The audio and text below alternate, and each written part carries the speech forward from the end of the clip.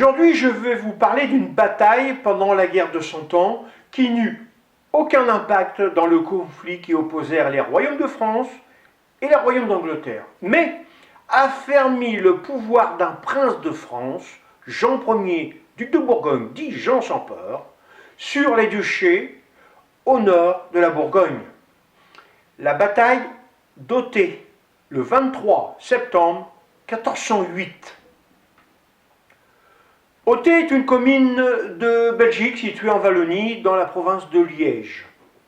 Au XVe siècle, Autey est le théâtre de rudes et sanglants combats entre l'évêque de Liège et ses citoyens. Jean III de Bavière, fils du comte de Hainaut, de Hollande et de Zélande, et petit-fils de Louis IV, empereur des Romains, est intronisé prince-évêque de Liège à l'âge de 17 ans.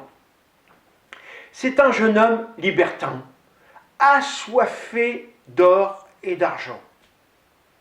Par ses besoins grandissants, le peuple souffre des taxes et des impôts de plus en plus lourds.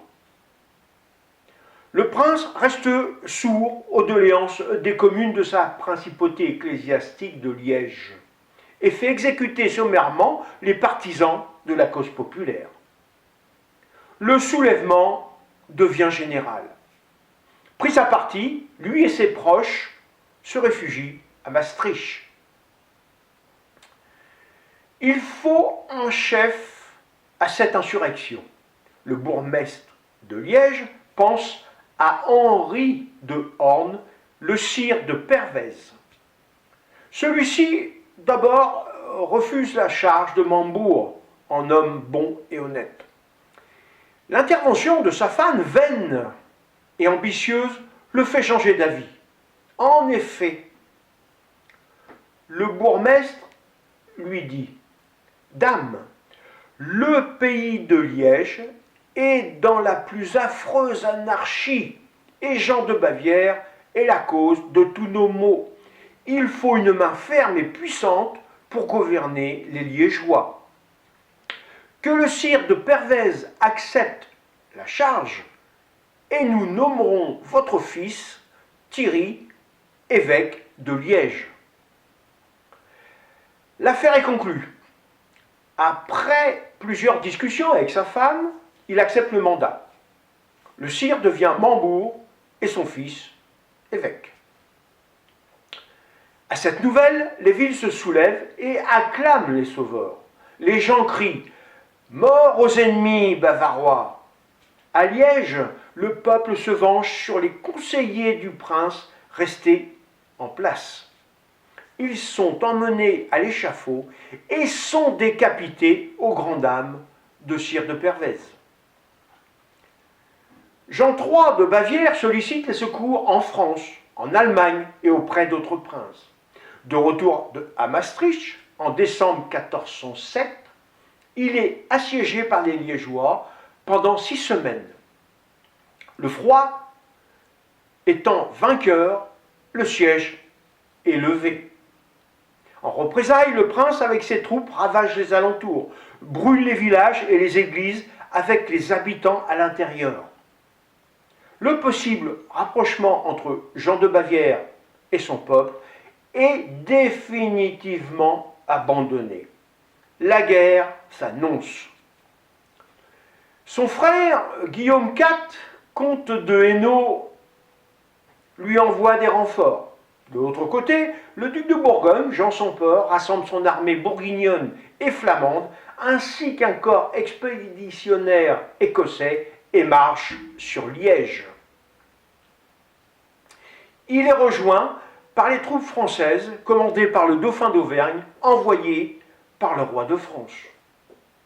Apprenant l'arrivée imminente d'une forte armée du prince et de ses alliés, le sire de Pervez demande à chaque citoyen de s'armer au plus vite. Il rassemble plus de 30 000 hommes, dont 5 à 600 cavaliers fortement équipés et 120 archers anglais. Avant de partir, il harangue ses soldats. « Soyez unis, je vous en conjure. Préparez-vous à mourir, et s'il le faut, en défendant vos vies et votre pays. Tel est notre destin.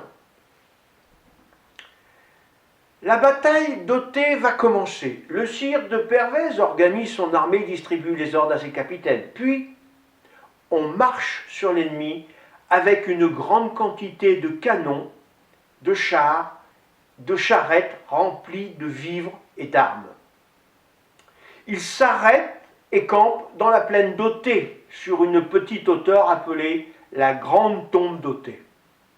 En face, le duc de Bourgogne et le comte de Hainaut sont à la tête de 35 000 hommes, des meilleurs des troupes. Ils rangent leur armée et attendent l'ennemi. Ils patientent, reçoivent quelques boulets de canon, mais ne sont pas attaqués. Ils décident de donner l'assaut. Le duc place son armée en ligne serrée, sauf 500 cavaliers et 1000 piétons qui contournent les Liégeois pour les prendre sur leurs flancs. Avant de sonner la charge, il parla à ses hommes. Marchez hardiment contre ces gens de commune de Liège, rebelles à leur évêque et seigneur. Ne craignez rien d'eux, qui ne sont que propres qu'à la manufacture et à la marchandise. L'ordre est donné. L'armée bourguignonne s'ébranle. Les Liégeois sont impatients de combattre. En voyant une partie des troupes se séparer de l'armée, ils disent « Voyez ces couards qui s'enfuient !» « Mes très chers amis, corrige le sire de Pervez, ils ne s'enfuient pas. Bien au contraire. Quand vous engagerez le combat avec ceux qui montent, ces cavaliers que vous pensez qu'ils fuient vous prendra de travers et s'efforceront de vous séparer. Mes très chers amis, écoutez-moi, restez en rang serré, ne vous disloquez pas. Mettez votre espoir en Dieu et attaquez vaillamment vos ennemis. Il réunit ses meilleurs hommes et protège par des chariots le flanc par lequel ils seront attaqués. Les autres ne comprendront pas cette tactique, lui crient « Traite, tu veux passer pour du côté de l'ennemi. Viens ici, il faut combattre avec les communes. » Le sire souffre des insultes. Obligé, il prend place au centre de l'attaque. Le contact est rude. On entend des cris « Notre-Dame » au duc de Bourgogne, « Saint-Lambert » au seigneur de Pervez. Pendant 1 heure, la victoire est indécise. Le point fort de la bataille se situe du côté de la bannière du duc. Ils courent des uns aux autres. Le sire de Pervez enfonce les ligues bourguignonnes à coups d'estoc, à gauche, à droite. Il est suivi par ses compagnies. Comme il l'avait prévu, les Liégeois sont attaqués par leur flanc droit. Les chariots mis en place pour empêcher cette avancée ne changent rien. Les Bourguignons fondent sur leur ennemi et ne font pas de quartier. L'armée de Conjurés est séparée. Maintenant en défense, 6000 s'enfuient. Ils sont rattrapés et sont tous tués. De retour dans les combats, les Bourguignons entrent par l'arrière. Pressés de tous les côtés, les Liégeois cèdent. Les rangs sont rompus. C'est une boucherie. Dans le corps à corps, le sire de Pervez et son fils sont tués à quelques mètres de la bannière du duc. Un historien contemporain écrivit sur cette bataille. Les morts étaient plus nombreux que les épis de blé lors de la moisson. Le lendemain matin, Jean III de Bavière arrive sur les lieux des combats. On lui présente la tête de sire de Pervez plantée au bout d'une pique. En représailles, il fait pendre et écarteler les principaux instigateurs de cette insurrection. 12 députés se jettent aux pieds du prince en implorant la clémence. Mais elle est très dure. Ils doivent lui livrer un certain nombre de bourgeois et la veuve du sire de Pervez. Il ordonne que leur tête soit coupée, jeté à terre lors de son entrée dans la ville, et que les Liégeois crient « Merci, prince! Merci, prince !» Il fait brûler toutes les nobles bannières qui ravissaient les Liégeois. Toutes les charges et franchies sont supprimées, d'où son surnom, Jean sans pitié. Mais on n'efface pas 3 siècles de la vie d'un peuple. On n'enchaîne pas ainsi son avenir, surtout quand ce peuple désire une noble chose, la liberté. 10 ans plus tard, les Liégeois avaient reconquis tous leurs privilèges. Jean de Bavière abdiqua, il abandonna l'évêché de Liège et réussit à se faire reconnaître le comte de Hainaut, de Hollande et de Zélande.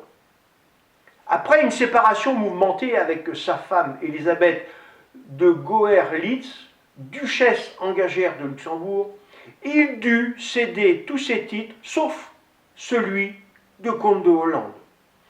Il mourut inopinément sans héritier en 1425. On eût dit qu'il serait mort par empoisonnement.